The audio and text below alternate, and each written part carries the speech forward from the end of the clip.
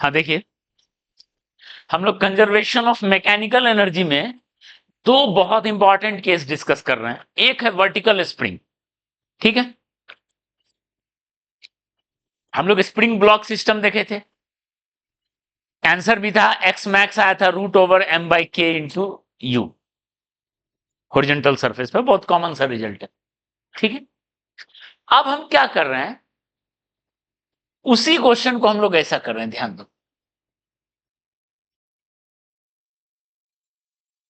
एक स्प्रिंग है वर्टिकल और उससे एक ब्लॉक को टांग दिया, और ये जो है हर कंपटीशन में आया हुआ क्वेश्चन है। पहले जेई में आया, फिर मेंस में आया, एडवांस में है, नीट में है। हर कंपटीशन में आया हुआ क्वेश्चन है जो भी हम डिस्कस कर रहे हैं। फिर आएगा तुम लोग के टाइम पे। बात हो गया एनटीए से। देखो, इसका तो इतना कॉमन है, रिजल्ट याद रख लेते हैं लोग, लेकिन उसको हमको समझना है, प्रूफ करना है। ध्यान दो, एक स्प्रिंग है के। अब तक जितना स्प्रिंग वाला क्वेश्चन लिए तो उसमें ग्रेविटी का कोई रोल नहीं था। हॉरिजॉन्टल मूव करेगा तो ग्रेविटी का कोई रोल नहीं था। ये वर्टिकल टांगे हुए हैं, एम मास, के स्प्रिंग है, ठीक है। ये मान लो ये नेचुरल लेंथ,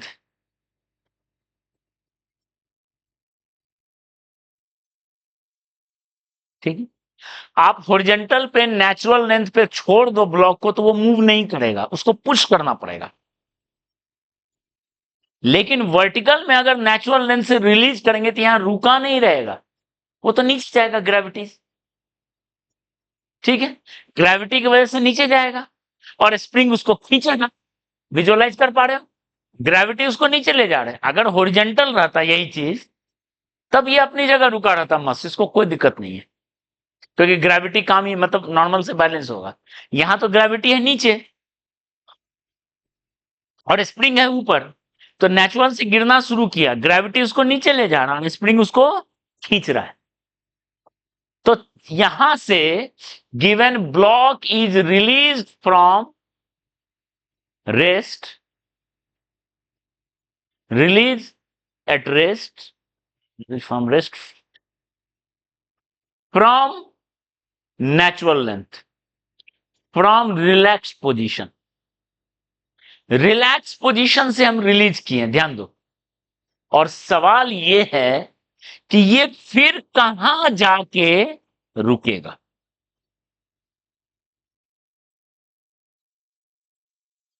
सवाल यह है, फाइंड मैक्सिमम डिफॉर्मेशन इन स्प्रिंग। कितना दूर तक जाएगा, पहला क्वेश्चन।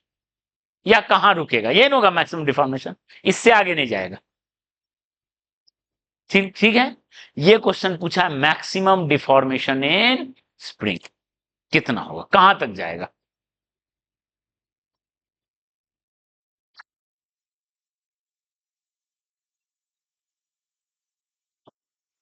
देखिए, क्वेश्चन समझ में आया, ओके। क्वेश्चन समझ में आया, कितना मैक्सिमम डिफॉर्मेशन। अच्छा, क्या ये यहां रुका रहेगा, नहीं, फिर खिंचाएगा, ऊपर खिंचाएगा। स्प्रिंग ब्लॉक का प्रॉपर्टी है ऑसिलेशन होना। उसके बाद ये फिर आएगा यहां, फिर रुकेगा, फिर चलेगा ऐसे, फिर ऐसे चलेगा, ये ऐसे चलता रहेगा, ठीक है। मतलब ऑसिलेशन होता रहेगा, oscillation keeps on going,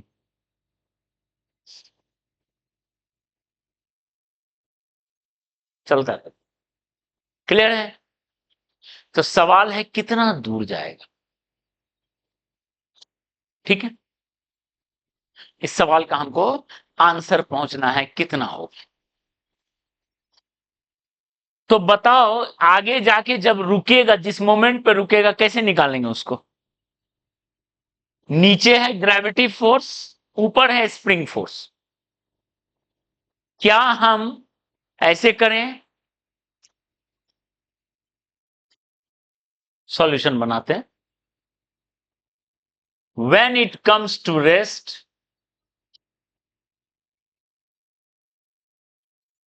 net force on it is 0। ठीक है, तो नेट फोर्स 0 है, इसका मतलब नीचे में mg, ऊपर में स्प्रिंग फोर्स, यानी एफ स्प्रिंग किसके इक्वल होगा बताओ? mg के बराबर एफ स्प्रिंग के इंटू मान लेते हैं वाई मैक्स, नीचे वाई एक्सिस, वाई लेंथ गया, इक्वल टू कितना होगा mg, तो वाई मैक्स का वैल्यू कितना होगा बताओ? mg बाय के। ठीक है, समझ में आया?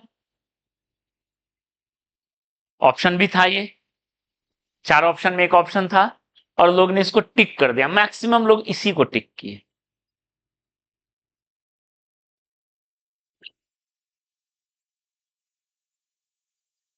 ठीक है, ये गलत हो गया। हम फ्लो में बोलते चले गए, जहां रुका वहां नेट फोर्स 0, बस फटफट पहला यही आता है, जहां पर दोनों बैलेंस होगा वहां रुक जाएगा। ठीक, ये गलत है, इसका करेक्ट आंसर है y max equal to, answer यहां लिख देते हैं 2mg/k, नॉट mg/k, उसका डबल है आंसर 2mg/k, नॉट mg/k। आप ये बुक क्वेश्चन में देखना, जेई 2001 में भी आया हुआ क्वेश्चन, हम एक एग्जाम जेई 2001 का पेपर देखोगे, रिसेंट ईयर का देखोगे, ठीक है, एचसी वर्मा के एग्जाम्पल में है, ये एचसीवी के एग्जाम्पल में भी है, मतलब बहुत कॉमन है, बहुत कॉमन और बहुत इंपॉर्टेंट क्वेश्चन। ठीक है, तो कहां गलत हो रहा है? ये लॉजिक तो एकदम फिट बैठता दिख रहा है, पर गलती कहां? तो इसमें गलती कहां हो रहा है वो देखो, गलती कहां हो रहा है उसको देखेंगे तब समझ में आएगा कि फोर्स मेथड से बनाने से फायदा नहीं है, हमको एनर्जी पे जाना चाहिए, कंजर्वेशन ऑफ मैकेनिकल एनर्जी पे। ठीक है, ओके, गलती क्या है पहले उसको समझ लो। आपने लिखा नेट फोर्स 0 जहां होगा, तो वहां पे फोर्स 0 होने पे एक्सिलरेशन 0 होता है। एक्सेलरेशन 0 डजंट मीन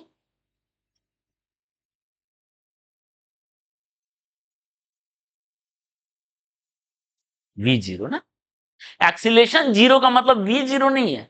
हाँ, एक्सीलेशन 0 का मतलब है v इज आइदर मैक्सिमम और मिनिमम एट दैट पॉइंट, और minimum at that point, v is either maximum और मिनिमम एट दैट पॉइंट। क्यों? क्योंकि आपको पता है dv/dt इक्वल टू होता है एक्सिलरेशन। तो जब ये 0 करते हैं, कोई चीज का डिफरेंशिएशन 0 करते हैं, इसका मतलब v क्या है? मैक्सिमम, या यानी इस एक्सटेंशन पे, at this extension speed will be maximum, maximum speed होगा, रुका हुआ नहीं रहे। तो गलती ये है, समझ में आ रहा है? गलती ये है, a0 का मतलब नहीं होता है v0। ठीक है, हाँ, कोई v लगातार 0 हुआ है, ये एटम मोमेंट की बात हो रही है, v चेंज होता चल रहा है, पर कोई चीज लगातार रुका हुआ है, v equal to 0 for long time, for long time, ये तो एक मोमेंट के लिए रुकेगा ना, उससे क्या हुआ? उसका डिफरेंशिएशन 0 नहीं है, v 0 है, पर v का डिफरेंशिएशन 0 नहीं है, एक्सीलरेशन 0 नहीं है। ठीक है, v0 फॉर लॉन्ग टाइम कहीं है, जैसे कोई चीज ब्लॉक एट रेस्ट, तब एक्सीलरेशन 0 होगा। ठीक है, एट अ मोमेंट कोई रुका हुआ है तो एक्सीलरेशन 0 नहीं होगा, क्योंकि एक्सीलरेशन होता है चेंज इन वेलोसिटी, वेलोसिटी में चेंज होगा, 0 से चेंज होगा, जीरो ही नहीं रहेगा, पर ये जीरो है तो बाद में भी जीरो है, इनिशियल भी जीरो, फाइनल भी zero, change zero, acceleration zero. लेकिन ये एक मोमेंट पे जीरो है, अब तो चलेगा ना, तो चेंज तो हो गया। जैसे एक ब्लॉक को आप ऊपर फेंकते हो, टॉप पॉइंट पे पहुंचा, टॉप पॉइंट पे v जीरो है, क्या एक्सीलरेशन जीरो है? नहीं, क्योंकि नेक्स्ट मोमेंट पे उसका स्पीड आ जाता है, तो नेक्स्ट मोमेंट पे ये स्पीड गेन कर लेगा, तो कहां से जीरो होगा? ठीक है, क्लियर है? तो गलती ये है, इसका करेक्ट सॉल्यूशन क्या है? हम लोग क्या करेंगे? Apply conservation of mechanical energy. क्यों? क्योंकि because gravity and spring both are conservative force, both are conservative force, दोनों कंजर्वेटिव फोर्स है, आराम से हम कंजर्वेटिव लगा देंगे। ठीक है, ओके। तो देखो, इनिशियल ये ध्यान दो, फाइनल ये, पहले प्रूव कर लेते हैं इसको। Kinetic energy initial, potential energy initial, kinetic energy final, potential energy final, ध्यान दो। Okay, kinetic energy initial zero, potential energy initial, देखो तो स्प्रिंग का भी जीरो और ग्रेविटी का भी जीरो, दोनों को जीरो मान लेते हैं। यहां पे जीरो ग्रेविटेशनल भी है और ये नेचुरल लेंथ भी है। नेचुरल लेंथ है तो स्प्रिंग का भी जीरो, जीरो हमने मान लिया, जीरो। ठीक है, बाद में काइनेटिक एनर्जी जीरो, देखो सब जीरो होता चल रहा है, फाइनल भी जीरो।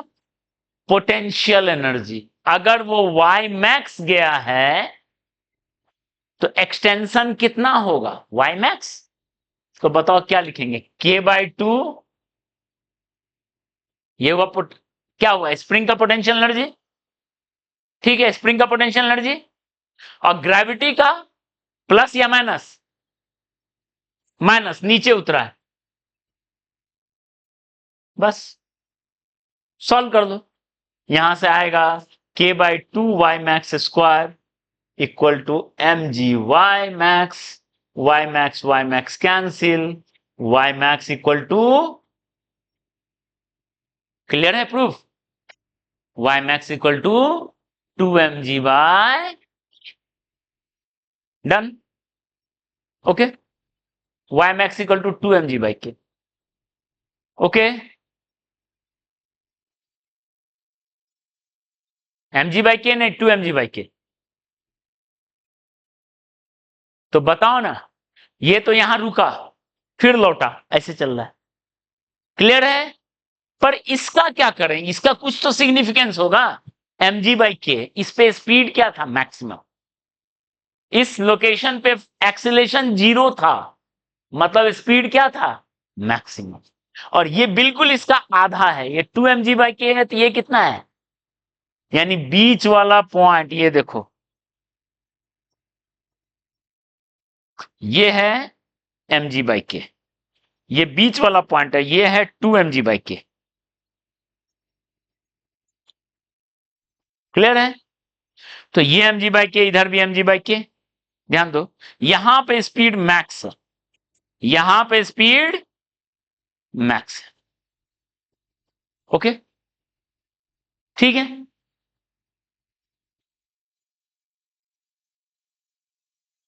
क्लियर है? तो आपसे पूछा जाएगा क्या स्पीड मैक्स होगा, वी मैक्स निकालिए। हमें पता चल गया वी मैक्स है, वी मैक्स है कितना? वी मैक्स है कितना? ठीक है, वो भी निकल जाएगा। तो आप एक जनरल निकाल लो ना, मान लो वाई नीचे गया, सपोज वाई नीचे गया, यहां पर पहले निकालते हैं क्या, यहां पे वी निकालते हैं क्या, वाई नीचे गया तो, अब बाद में वाई का वैल्यू क्या पुट कर देंगे? mg by. तो मान लेते हैं इनिशियल लेवल ये था नेचुरल लेंथ, यहां से वाई नीचे गया, पहले यहां निकाल लेते हैं वी, वाई नीचे गया, यहां का स्पीड हो गया वी, ध्यान दो।